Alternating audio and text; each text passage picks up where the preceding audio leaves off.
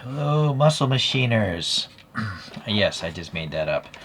We are now muscle machiners. This is transports number 17. So it's not muscle machines number 17. They literally have 16 other transport offerings. And so today we have the 1953 Mack B-61 and a 1954 Woody. And when did this come out? Maisto is a parent company. It is licensed, as you can see, by Mack and all these other car companies. And this came out in 2024. Okay, so if you find this in 20 years, you get an idea how old it is, which helps me set the value of things, knowing the age of stuff. I think the packaging is smart. Cardboard, that's not going to kill us. The plastic, not so great, but at least you can inspect the model before you buy it. And it did get me the package safe. Okay. Product looks pretty good. Let's start with the truck here. There's also this protective thing to keep the tires, I think, from melting into that base. So this Mack B series came in many configurations: school buses, trailers, cab overs, whatever. They were produced between 1953 and 1966, and it had a sloped windshield. I guess the predecessor says it may have just had a vertical windshield. And looking at engines, 6.8 liter inline sixes all the way up to a 14.2 liter V8. 14 liter V8. Well, it's got to move a big truck around. Okay, so I don't know. Obviously, this isn't remotely close to a normal looking B series, but these search images of 53. So, well, this thing is really hard masking off a lot of that front end. Alright, well, anyways, you get an idea of what the real trucks look like, and here's a cartoon version of it. And so these are toys, deformed, somewhat deformed, not greatly deformed, so that's real very nice. It's got the crazy staggering of the wheels and tires, not only in diameter but also width, as you can see here. The funky tread. These are rubbery, by the way, so hopefully they won't crack in the future. They're smart. They tell you it's a line called Muscle Machines. They tell you the year and what the truck is, and then who made it, some sort of production numbers. There's 3 screws holding it together if you want to take it apart, repaint it, modify it, whatnot. There are no interiors though, so it's just a blacked out window. I'm okay with that. So all this is tampo printing, no decals, no stickers. It's just, in this case, it's a surf shop. I don't know who's surf Hakiwa? Maybe that's a real surf shop. Leave a comment if you know. And then we have the molded in fuel tank, painted silver. Separation of color is pretty good. You can see a little bit of the parting line here of the mold. This orange reflector is printed nicely, and then you can see this Mack thing. Is that text below it? Look at that, Mack. Thermodyne, interesting. B-61 is a diesel. That's really impressive. That's some small text. So this is a toothpick right here, right? And I can read that. So very impressive for the cost of this thing. Some sort of dust or contaminants here. Oh, I have to. Maybe you could get a wet Q-tip and get that out of there. But yeah, rivet marks here. Door handle, not really sticking out much. Maybe a hand grab. And then we have some running lights with some orange on the front. The horns are just blended in from the casting, but that's fine for the price of these things. Big plastic bumper, brush cow guard, whatever. Hazard striping, tampo printed. The grill, little texture. The headlights are just domed and painted silver. And then we literally have a Mack Bulldog here, which is really impressive, I think, for the price. And then it's a separate piece of plastic for this blower, for the belt. It's got a double blower V8 going on. Is that possible? Is this possible of an engine to put a blower on each cylinder bank? Maybe it is. I guess it would work, right? Leave a comment. Anyways, yeah, some striping, some ribbing, and all that. Some bolts and whatever casting ribs are used for strength. It's all chromed plastic. So that interesting. The dog is facing backwards, though. I don't know if this. Maybe they did it on real trucks. You notice it's a little asymmetric. There's no air filter on this side, but this is a big air filter stack, chromed plastic. You can get to the wheels. They're not, like the real Mack trucks. These are just generic wheels across the Muscle Machines truck lines. They're just chromed plastic. Very nice printing on the tire. Very crisply done, very legible, sharp edged. Nice rounded tire as well. And you can see how sunken in it is on the fenders. And yet it still rolls. This body is plastic, I think. Oh, you know what it is? The fender is plastic. I think here, this is die-cast. This looks a little too crude to be plastic. But yeah, this is plastic down over here.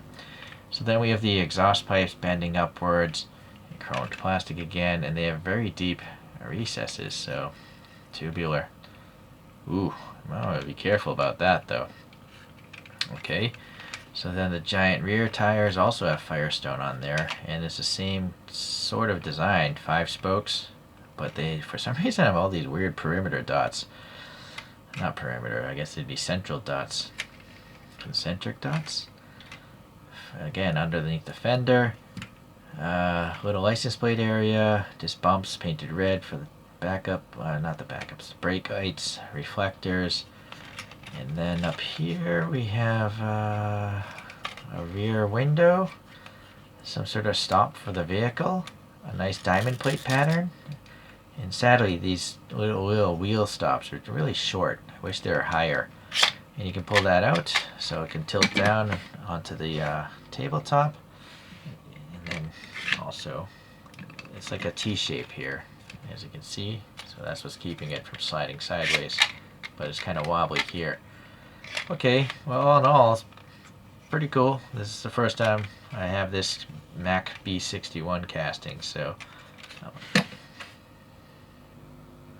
this body style is called the 1949 Ford body style, and it was made for model years 1949 up until 1951. Came obviously in a sedan, but this is the Woody wagon where it literally has wood panels on the side of the thing. This family of cars, front engine, rear wheel drive. The engines were 3.7 liter inline 6s or 3.9 liter V8. Okay, that's all I care to learn about. Let's get back into this. So naturally it's a matching color paint. It's not metallic or anything like that. It's just kind of like this sky blue teal, I suppose you could call it, maybe.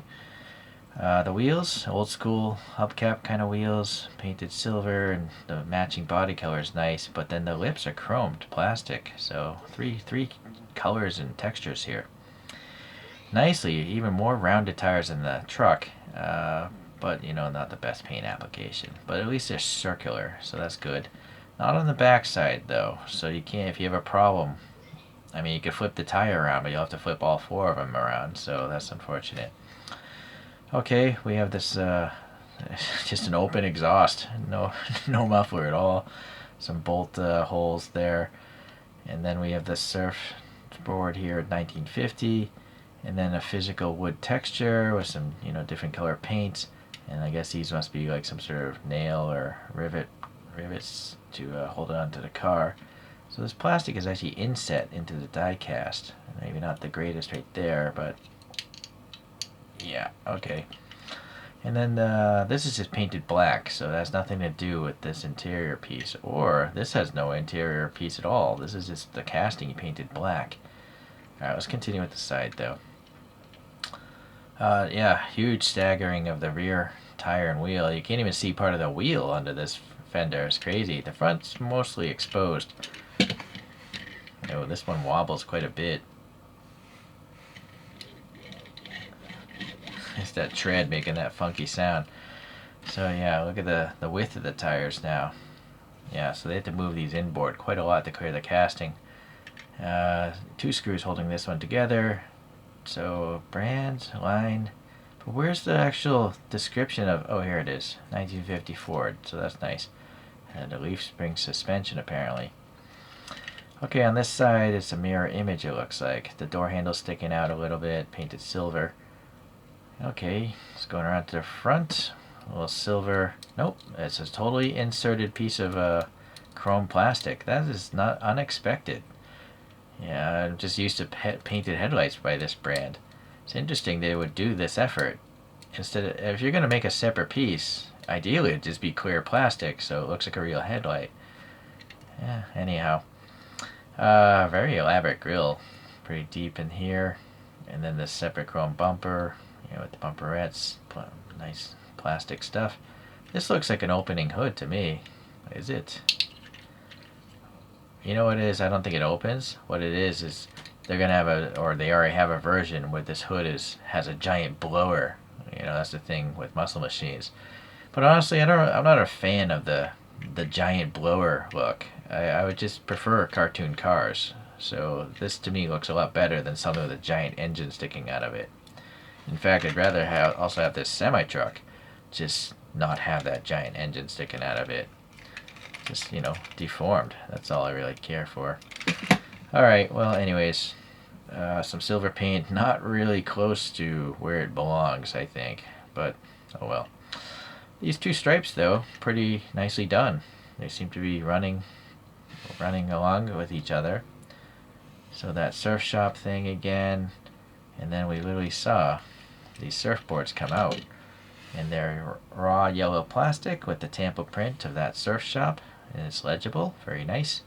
Backside, some molding details, and so the rack they go in is just raw silvery plastic. There we go. Let's see if we can put this one in backwards. Not really. So the back one is wider than the front one. Okay, very cool though. Nice accessory. It's unexpected. Alright, so inserted plastic rear, woody stuff. The taillights are just bumps painted red. And I guess that's it.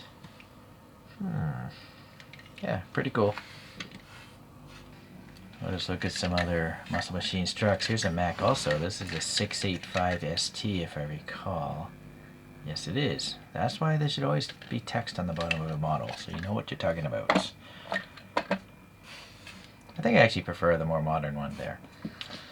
Their own design is just this JDM styled truck.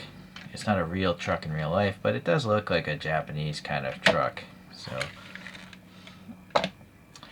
and then this is the Ford COE, was it?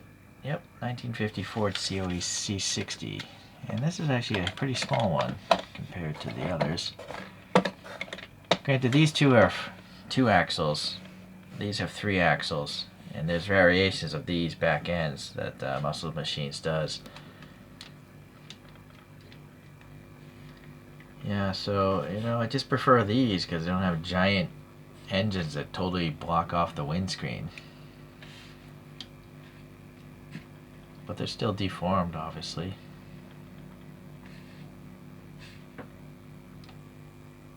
Seems like Muscle Machine and Ford have a good relationship. There's a lot of castings. So you got this Mustang police car here with, again, the crazy blower. But I like how they have the little lights here on the hood. Here's the GT40, number 2, Ken Miles. So as far as I'm concerned, he won that Le Mans race. But politics made him come in 2nd place, I think it was. Yeah, you gotta watch that Ford versus Ferrari movie. And then here's a more modern Mustang here. I don't know which one, but they tell you is a GT500. Okay, Shelby. Yeah, a couple other Shelbys. We have the Daytona Coupe. I put Putty in here because they just roll off tables. I don't really like rolling models. But I guess these are toys, so that's why they roll. They're not models. And then we have the actual Cobra. I'm not sure why I won't get the bottom of this because I know it's a Cobra. So nice livery. I think this is actually a real livery of some car, perhaps in California.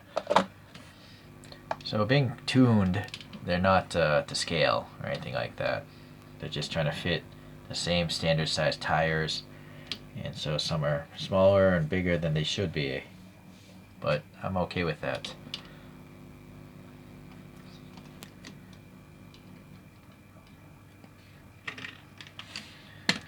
Okay, you can look up reviews of these other ones. Oh, there's little red reflectors on this platform, so you could just, well, not really realistic in its loading, but can definitely hold the vehicle itself. And again, the wheel chocks I just think are a little bit too shallow, but it does fit the thing. So in the grand scheme of toys, these seem to be a pretty good value, I think. Well, at least online. On AliExpress, you can get them for around $10. So, I mean, most diecasts are $10 just for the car, but it's like you're throwing in a free transporter. So $10, $15, I think. It depends on what country you are and stuff like that, how much the shipping costs and all. But for me, it works out well because I live in Asia. I don't get charged so much. Okay, well, it's always nice to have a new casting, learn a little bit about real vehicles in real life by collecting toys. That's my thing. Thanks for watching. We'll see you the next time a Muscle Machines comes in.